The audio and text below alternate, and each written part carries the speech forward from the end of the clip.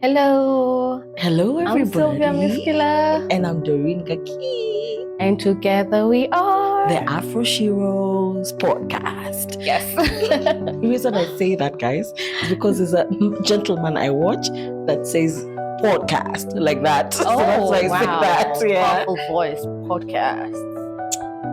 Yeah. I don't even know what to tell you.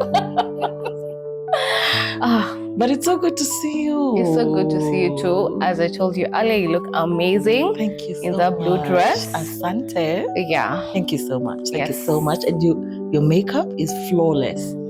It's flawless. You So had that, someone- guys. Nimefika sasa. For someone who's Nimefika. loving makeup, yeah, okay. I know. Okay. I'm really enjoying it. Yeah. I'm enjoying this femininity era Right? of all makeup and all that. So I thank God. That's amazing. Do you have the confidence to do it on someone else? No. No? No. I don't You have said the no. confidence nor the skill to do it on anyone else. Just you. Yeah, I don't want to make enemies. We're making friends moving forward. not Right. Enemies. I know. Yeah, but my sister, she's amazing at amazing it. at that. Yeah. All right. So are you ready for today? Oh, what are we talking about today? We're talking about identity. I thought we already did. We did, but was it last week or last week? But you're the one Yeah. who put me on the spot. Oh, so it's me. So my it's turn. you to be put on the spot today. Are you ready? I don't know. Honestly, I'm not used to being this vulnerable. Right. As I was telling you earlier, I'm usually the listener. Uh-huh. So I'd rather not talk about my story so much. Mhm. So even this morning, I was really struggling with this. I'm like, God, do we have to? Could we Right. just skip to another topic? And that's when he was like, no, this is your testimony. Right. And someone will hear it and have hope, be encouraged, And heal. and heal. So Right. this is me being vulnerable. Yeah. And most people see it as impossible to heal. Yeah. But I'm sure when they hear your story, Yeah. they'll know that it's not easy, but it's possible. Oof, not easy, but Yeah, possible. but That's possible. true. Yeah. That's true. It's the journey. It's the journey God has taken us through. Right. And we are here now. So Right. guess we're going to share it. Okay. Yeah. So we are going to start at how was your growing up? Well, so my mom was a teen mom. So Mhm. she got me when she was 18. Mm-hmm. She was actually in Form 4. Right. Yeah, so instead of being in the classroom doing exams, she was in the labor ward. Oh, wow. I wonder what was harder, KCSE or Giving Okay. birth. Wow. Okay, it was. Wow. Wow. I'm kidding. It's Okay. choose your hard. Is it KCSE or labor? Or She labor. chose labor. Okay. Yeah, Right. yeah. So These are aspects of healing. If you can make fun about I was not the one who realized. If she makes fun of it, that's her healing. It was just there. Okay. But Okay. yeah, so I was raised by a very young mom. Mhm. So I saw her also grow. So it's like we were Right. growing You're going together. together. Yeah, and I'd say growing up was fun. I Mhm. think as a child, you're new to the world, so you're not able to say this is what should happen, this is Uh-huh. not what should happen. Right. Yeah, so I remember having a lot of fun growing up with my grandfather and my grandma. Oh. I was like their child. Mhm. Because now my mom, she had to drop out, she went to work. Right. So I remember I loved Thursdays. Uh-huh. Thursdays were my favorite days because Oh. mom would get off and she'd come to school and see me with yogurt and nyama bite and I think an apple. Oh, wow. I don't remember anything else, but those But three those were are the there. things you Oh remember. my gosh. I even now miss Did you nyama just say bite. nyama bite? Yeah. Wow. Okay. Yeah, it was long ago. Yeah. They're still there, I think. Yeah, I think they are. Okay. Yeah. So it was really interesting growing up with my grandma and my grandpa. Mhm. But grandpa was a disciplinarian, Right. but he was also sweet. Oh, okay. Yeah, so he'd take me out on drives Mhm. and all, but he'd also be like, Soma, Actually, I wasn't allowed to watch TV. Oh. I'd sneak into the living room to watch TV. Allah? Yeah, imagine. So when people are in school talking about what they watched, I'd be there like, what? Even during the weekends? Yeah. Oh. Like, say you should play outside. Actually, I think that was a good thing, but keep going. Yeah, but you see, I didn't know much when people used to talk about what's happening. I used to be like that, like, I don't know what's going on. I don't know what you're talking about. Yeah, but he loved Maranatha Singers, so he used to allow me to watch that sometimes, or just listen from my bedroom as I did homework. Okay. Yeah, but he really encouraged me to study. And so I was a smart kid growing up. So I'd be top 3, let's say. So that was, I think, one of my big identities. I'm a smart child. Yeah, so I held on to that. So that explains why, is it in the last episode where you said you like being told you're smart? Yes. Oh my God. I love being validated of your smartness. My brilliance. Even to impress me, just tell me how brilliant I am. Really? Yeah. Okay. Even now. Oh, wow. Imagine all those years later, even now. Okay. I don't think it's a bad thing though, but okay. Yeah. But it shouldn't be my identity. Yes. Because now it's hard when I'm learning something new. So I'm putting pressure on myself to be good at it. Like I went back to learning Spanish. Right. And I was getting all of them right. I'm like, damn. Then now I started having a fear of what if I get something wrong. But of course I'll get something wrong. Yeah. That's and the it's process not a bad learning. Thing. Yeah. So you see, it has its pros and cons. Okay. Yeah. Okay. But as I went on growing, I discovered there was a gap. So I had a mother, I had a grandmother and a grandfather, but not a father. I was like, So now, I used to now hear stories of people give stories about their fathers. Right. So now I had this picture of who a father was. So when people used to ask me, I used to make up stories. Oh. So sad. Wow. The creativity went all out. I used to be like, yes, my father came home yesterday and he bet us. So someone saying that's what a father does. He was so drunk, he bet us. I went under the chair to hide. Because like a full story. Imagine. Yikes. Like I could have easily taken a fun story, but no, I'll take the toxic story. I know. Like he beat you, you went under the chair, he was drunk. Wow. I'm like, wow. Because that's what I hear. Right. I guess. So I just, or maybe I was seeing it around me. I was like, okay, so that's their father and he does that. So I guess that's what a father fathers does. Do. Yeah. Okay. So, but when I was 8, my mom got married. And so now I had a stepdad. Right. And he was an amazing father, still is. Oh, that's amazing. Yeah, but now he flew out like 2 years later. And so, like I had a father for 2 years. Like, had been waiting to have a father for so long. Then just 2 years and he's gone. I was like, oh my gosh. I have to come up with stories again. You were not even satisfied. You were sad that you have to make up stories again. No, I was just wondering, like, he came and just was an amazing father. Then now he's gone. So we're like back to square zero. Because now down the line, my grandpa passed. Okay. So now another identity was the fatherless girl. Like I don't have a father. Like wako wakisema baba zao mwingine ako majuu. Then I didn't know my biological father until after Form 4. Okay. Because like, Mom, I know my dad is not my dad. Tell me who my dad is. Ooh. So she gave me his number and now I went looking for him. Yeah, we don't have a relationship. Right. I can't say he's a bad person. I think he's just a broken person who doesn't know how to show love. Yeah. But I also got to see his kids, who are my step siblings. Okay. We don't talk much. Okay. Actually, the truth is that I cut them off because they didn't come to my wedding. I was waiting to hear the real story. There you go. Because I I tried to build a relationship with them, Right. but I guess they didn't come to my wedding. So I'm sorry, siblings. That's why I don't talk to you anymore. But don't you think that would have been awkward for them? How? Because they really didn't know you.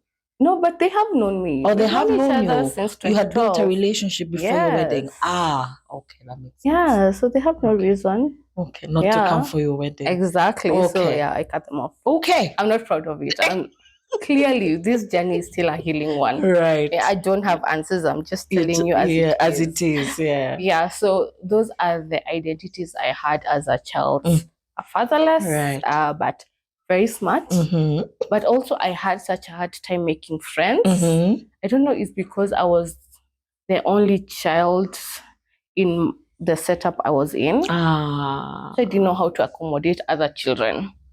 So I used to get not everything I wanted because we didn't grow up rich, but I used to, I don't know, I think I was coddled by my grandma. She used to hold me to sleep until I was like 10. Yikes. Yeah. Okay.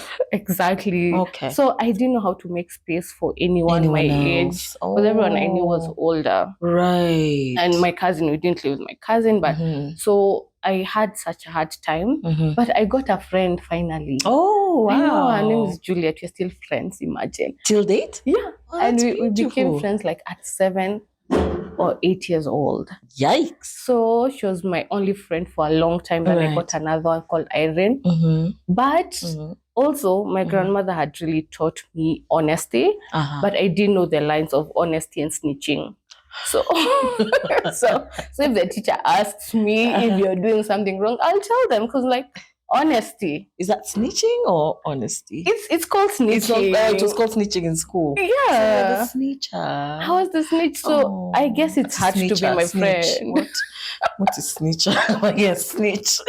So I understand why it was hard to be my friend, because if the teacher asks something, I'm gonna tell the teacher. I'm gonna tell them this happened. Yeah, I see you doing something wrong. I'll go tell the teacher because I want you to have a better life.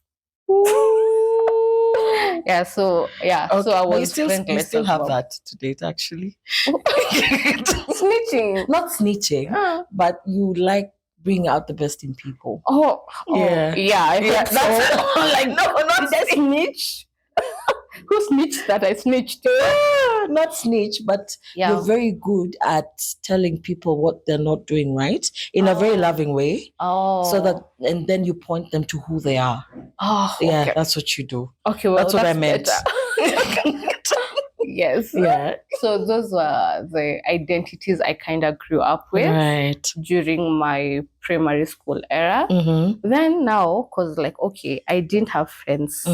So I wasn't popular in primary. In high school, I'm like, I have to be popular. I have to be. So now I sort of shut down my authentic self and just became a people pleaser. Like whoever people will like, I'll be that. So I can't say I was my authentic self in high school. Like the whole of high school? Yeah, I didn't speak up to what I believed in. Right. Whatever people did, Sylvia was there cheering you on. Yeah, let's go. I'm not going to be a snitch anymore. That made me unpopular. So I was a people pleaser. I just go with the flow. Yeah. Okay. Which is sad because I wasn't really who I am. Yeah. And so I missed out on maybe authentic friendships that I could have made then.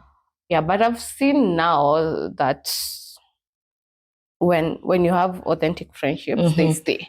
Okay. So meaning if I could have been authentic, I could have made authentic relationships. Yeah, but I had friendships and I was liked. So yeah, but I don't know what happens in high school, because I think I also mentioned the same thing. High school, it was all about people pleasing. Whatever people did, we did. Exactly. You don't want to stand out in any way, but just want to blend. Do you think that has something to do with the education?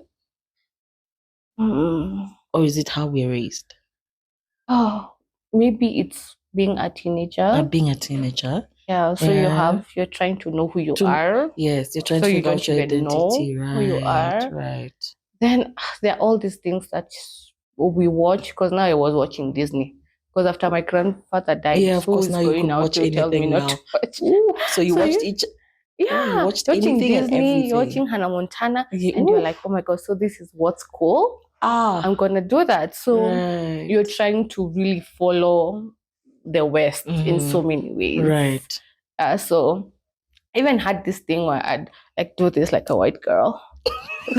No.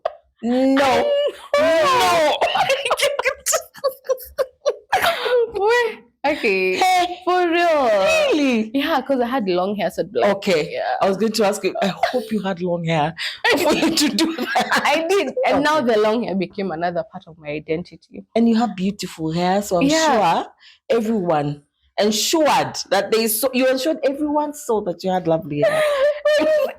It was so wrong because it was covering my other insecurities. Oh. Because when my teeth were not straight. Okay. So I grew up with that insecurity of, oh my gosh, I'm so ugly. But I have good hair. So nobody can take Lord. That from me. You gave me one good day. Yeah. So everything was about my hair. Like it was my whole personality. It was everything because I have good hair. Like, don't look at anything here. Just look at my hair. Ooh. Imagine. So wow. I realized later because you know how it gives you hair but in a katika. Yes. Yeah, so now when it was getting shorter, I think I'd mentioned in the other. Yeah, I was like, gosh, now this is my identity. I'm the girl with the long hair. Now how will people know me? Yeah. Wow, thank you. So how will people perceive me now? Ooh. Yeah, so that was my growing up. And then there's a girl who used to bully me. In high school? In primary. You remember the snacks I've talked about that my mom used to bring me? Right. She wanted half. And I used to give her because she knew a secret about me that I didn't want to go out. Gosh. Are you serious? Yeah. And how did she get to know the secret though? Did you tell her? It wasn't even something bad. Like we were playing with boys. Yeah. Then I fell. Then my hand fell somewhere on a boy's part. Then she's like, "You've touched." I'm like, "I didn't." Now she took that one thing and held it against me for years.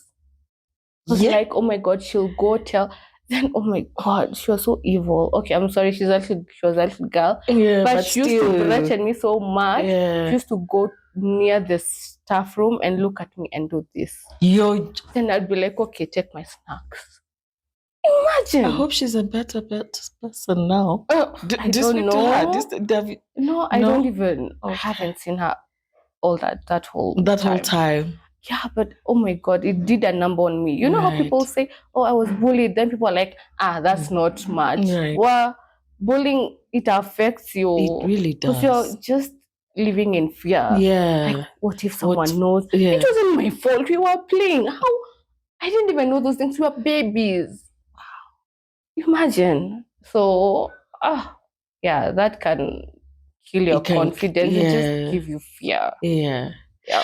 So we established that in your primary and high school, your identity was in your hair mostly, in being fatherless, in how you portrayed yourself towards other people. Yeah. You showed people what they needed to see. Exactly. Yeah. So let's go to uni. How was that? Oh. So in uni, I was like, I don't care anymore. If you like me, you like me. If you don't, you don't. Yeah. But did your authenticity come out then in uni? I can say I was on the journey too. But now something happened in uni just first year that even now made it more complicated. Because cycles are real. You see how my mom was a teen mom? I became a teen mom as well. Oh, okay. And it was first year, guys, gone like, gosh. And I kept beating myself up like, you're the first one among the first ones in your in your family to go to uni, then you do this. Like, how could you? You're the smart girl. Now the smartness came back. Right. Because now you're put on a pedestal. Okay. You're the firstborn, you do things right. Right. So how is it that you're the one going out and getting pregnant? Oh, wow. Like, we expect that from other people, but not you. Yeah. You can't do something like that. Ooh. So even seeing the disappointment in my uncle's eyes was like even you, like wow.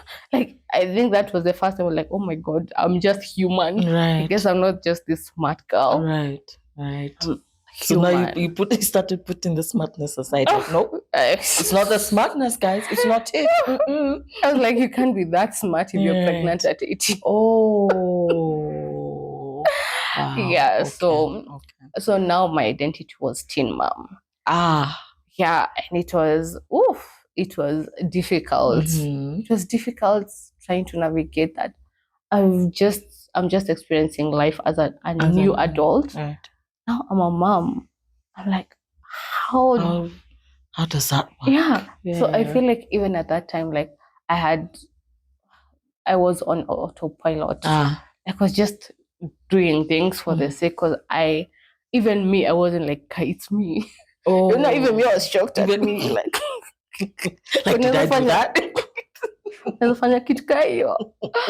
Yeah, so I was just trying to navigate that. And at that time, my mom had gone abroad, and now she was back to help me raise this child. Oh. And so that was nice of her, though. Yeah, it was a huge sacrifice.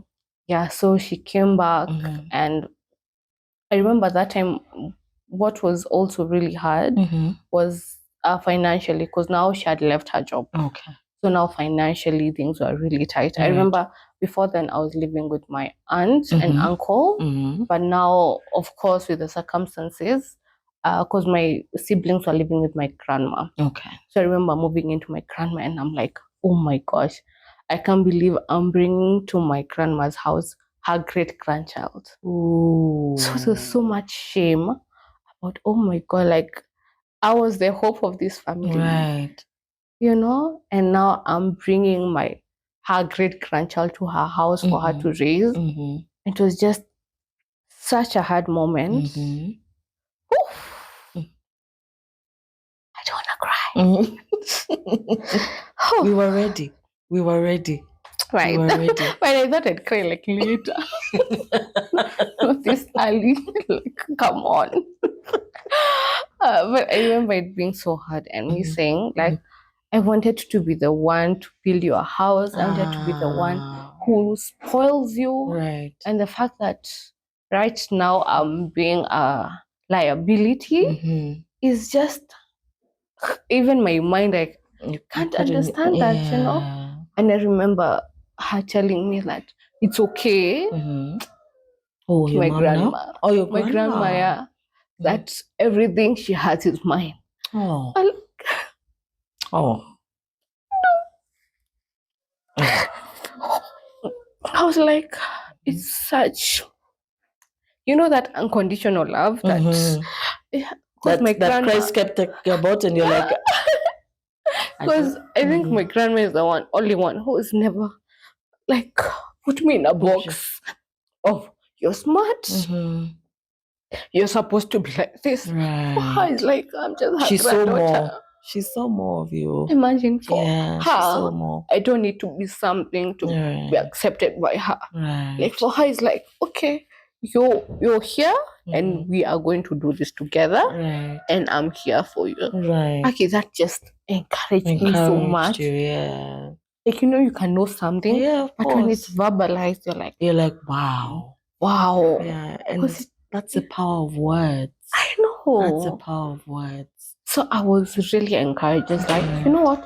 It's okay. And I said, I'll go back to school once my daughter is 6 months old, and I'll study and I'll do the best. I kind of yes, I've done one mistake, but God has allowed it, so I will do my best. I remember, I think that woke me up from me being on autopilot. I was like, no, this is my life. I have chosen it, and I need to do better. Right. Like, these are my circumstances. I need to work them out somehow. And so I went back to school, but unfortunately, her name was Portia. Oh. Yeah, unfortunately, a month later she died. Okay. So it was a whole other, like, week. Yeah, I was like, what? Like, I already now I'm committed. You're committed to this. You're committed to being a mom. Yeah. And God is just going to take her away. And I autopilot again. You know? And the depression that time was real. I was so suicidal. I was like, because why? What else do I have to live for? What else do I have to live for? And so my mom was really there. My whole family was really there for me then. And my friends. Right. And somehow I had this joy in me. I don't know, the Holy Spirit. I didn't know much about the Holy Spirit. Yeah. Because I couldn't explain why I'm feeling peace. Right. I was like, okay, maybe it's because I'm not digesting it. I'll digest it maybe later. It hasn't hit me yet. Yeah, then the war will come. Yeah. But there was this capice that I was holding on to, even when I'd have those thoughts. Right. This capice that was just keeping me going. And so I was like, so it was some dark years where I was like, but before I got pregnant, I never raved. I never drank. I never went out. After, I was the like, fact that you say raved, it shows what that was. A rave. Wait. Okay. As we were calling it a rave. So I remember I'd see my friends go, and I was like, nah. Hey, after, I was like, why am I even being a good girl for? Let's go.